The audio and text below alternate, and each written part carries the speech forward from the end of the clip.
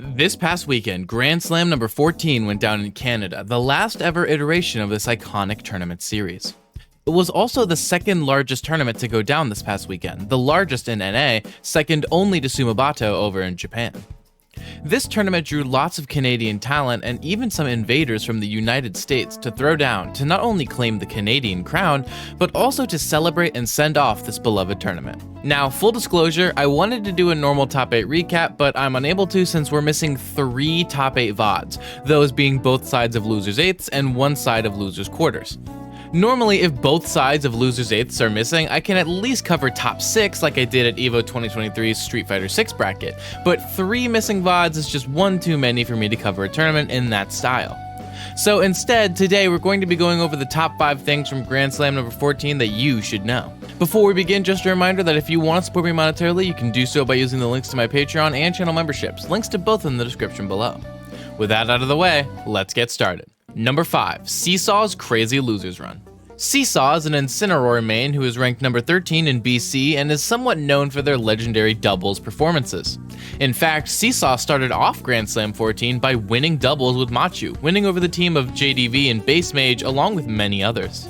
In singles though, Seesaw came into the event as the 23rd seed and had a rough start because, after defeating Master Nick and Fire the Pyro 2-0, Seesaw would lose to Tickle the Aegis main 3-0, losing the chance to enter top 32 from winners and instead entering from losers after defeating Zigzag 3-0. Now in top 32, Seesaw would go on an insane run, defeating Temporary Plan the PT 3-1 before next getting an insane Game 5 upset win over Base Mage, with the 23rd seed defeating the 4th, eliminating Base Mage at 17th. After this, Seesaw moved on and defeated their doubles partner and Rob main Machu in a rough bracket pull for Machu, before losing to Armadillo in the losers top 8 qualifier 3-0, which ended Seesaw's run at 9th place as the 23rd seed after a 4-set winning streak in the losers bracket. What's the corner option?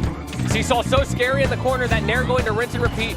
Not too bad for Tickle, but you got to be careful of the Cheeto fingers and the up angle going to close it out. So Number 4. Armadillo. Low tier character, high tier placement. Going from one Pokemon to another, we have Armadillo, a top Canadian player and the best Lucario in NA who we were just talking about. Armadillo came into GrandSlam number 14 as the 6th seed, starting off the weekend by sweeping pools flawlessly, defeating Belmont main Liam to make it into top 32 winner's side. Armadillo has been so on point on those, but Liam, when he needed it most, able to get the read, able to get himself a last chance, but it's not meant to be as the dash attack is just... Once here, Armadillo got their first big win, defeating H4. While not an upset, this is still a good win.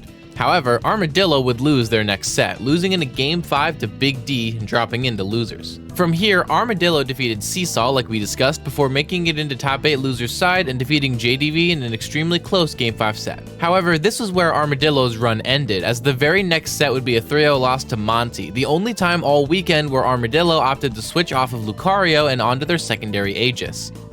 This loss, though, meant that Armadillo's run was ended at 5th place as the 6th seed, with almost solo Lucario.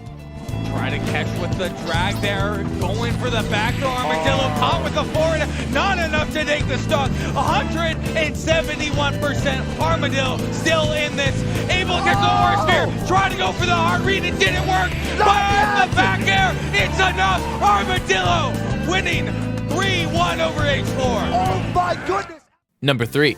Ludo's many close sets. Ludo was invading Canada from Seattle and is one of the true co-mains of Smash Ultimate, being known for both Mario and Falco, who came into the event as the 13th seed, starting off the weekend by making it through pools, but not before having a close Game 5 set with Spade the Captain Falcon, the first of many Game 5s that Ludo would fight through at GrandSlam 14. That's because, after making it into top 32, Ludo would go up against and defeat Base Mage in a Game 5 set, the 13th seed defeating the 4th in Ludo's biggest win of the tournament. However, after this, Ludo would experience another Game 5, this time being on the bad end of it though, losing 3-2 to Monty in Falco Game & Watch.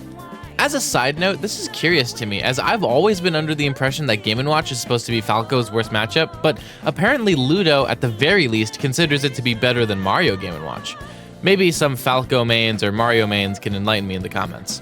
Anyways, Ludo then dropped down into losers and got an impressive 3-1 win over H4 to make it into top 8. Once in top 8, Ludo would use a combination of Mario and Falco to defeat Elijahman 3-1 before losing to Big D in losers quarterfinals for a final placement of 5th as the 13th seed. Monty just barely surviving Ludo's illusionary onslaught here. As we move into the closing minutes, the clock is ticking down, the percents are ticking up, and it's gonna be Ludo forcing the game 5, just like that. Yin. One more chance, and the blue bird. Number 2. Big D's return to form. Big D has been in somewhat of a slump recently. It's no secret. But at GrandSlam number 14, Big D came out in full force and pulled out all the stops. Big D, who came into the event as the 3rd seed, started off the weekend by getting through pools, only dropping 1 game to Pack Street. After this, Big D defeated Edog 3-1 as well as Armadillo 3-2 like we discussed earlier, making it into winners semifinals where Big D would unfortunately lose to Ouch 3-1, dropping into losers and first defeating Ludo 3-0, before next defeating Monty 3-0, making it into losers finals where Big D would lose to Ouch once more, this time in a game 5 set, being eliminated at 3rd as the 3rd seed and being double eliminated by Ouch, who Big D has gone on record and said has his number more than anyone else.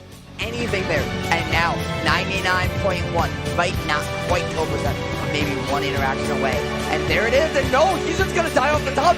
He wasn't ready for the DI, got caught jumping, so because he's a little higher, right? His knockback starting point's higher.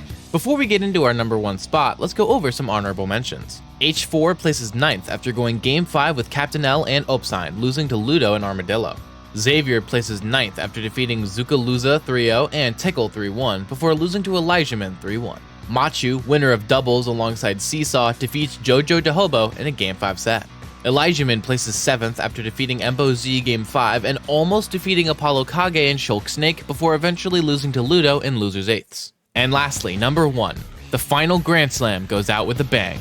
Grand Finals saw a clash between the top 2 seeds, Ouch, the 2nd seed, and Apollo Kage, the 1st seed. Starting with the lower seed, Ouch made their way to winners finals after sweeping pools and then defeating Xavier, JDV, and Big D like we discussed earlier to make it into winners finals. That being said, this isn't the same Ouch we saw in game number 2 yet, right? This is Ouch is one who is just facing everything perfectly, like finding the perfect back. Apollo Kage started off the weekend by sweeping pools flawlessly, moving into top 32 and defeating both Sparkle and Elijahman in close game 5 sets, before lastly defeating Monty 3-1, pulling out the secondary Steve for a rare appearance. Also, all 3 of these sets were streamed, which I just find kind of funny. Is astounding. Right now, Sparkle going for the buff there, stuck on roll up, and the up kill will do it. Apollo Kage taking game 5 there with that grab, and now all of a sudden, he's the one with the pressure on him. He's the one needing to make unsavory trades, and AK is so willing to rip apart everything Elijahman has, and trade after trade, then to C4, that is gonna be game. AK clutching it up. And saw the end, right, the last kills. But not quite. Monty's gonna hold on with some excellent DI. Weave around this back air. See if the minecart doesn't get command grab though, and that is gonna do it. The combo off of that minecart to get the forward air, get it. AK and Ouch met up together in winners finals, but this set would end in a victory for Apollo Kage, who defeated Ouch 3-1. 5 against all odds. Now look at this, AK starting to turn off and put down the brakes, understanding that victory is within his grasp. All he needs to do is find one good hit, and that Nikita came so close to doing it. So he's gonna look for the down smash, and Ouch just saying, you know what? I don't have the way to get back here. But this wasn't over yet, as Ouch defeated Big D in losers finals and moved right back up for one more shot versus Apollo Kage. It's looking that way. Although that up air coming through, almost finding the stock back though right now. Ouch. He was looking for a pivot tilt or something and just didn't quite find it. Ouch. There we go, Yin. Hey, we got a caster curse, a caster blessing. There's that means that we sniff out. Now AK on tournament stock, trying desperately to hold on to anything he has left. But Ouch smells it. He knows he has it. He knows this is GrandSlam number 4. Right now, Ouch takes it. 3-0 in the reset over Apollo Kage. And that, my friends, has been the GrandSlam series. And in the end, Ouch defeated AK 3-1 in Grands and 3-0 in the Grands reset, eliminating AK at second place and becoming your champion of GrandSlam number 14, defending Canada from the invaders and sending off their beloved tournament series with the best bang it could have asked for.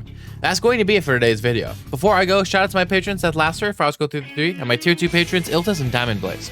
Additionally, shout out my YouTube members Stormtrooper, Locosoko, Mattoon, Diarrhea, Dicho Jr., Defective, Orangabang, and my tier 2 members Mike G and Wu-Tang Forever.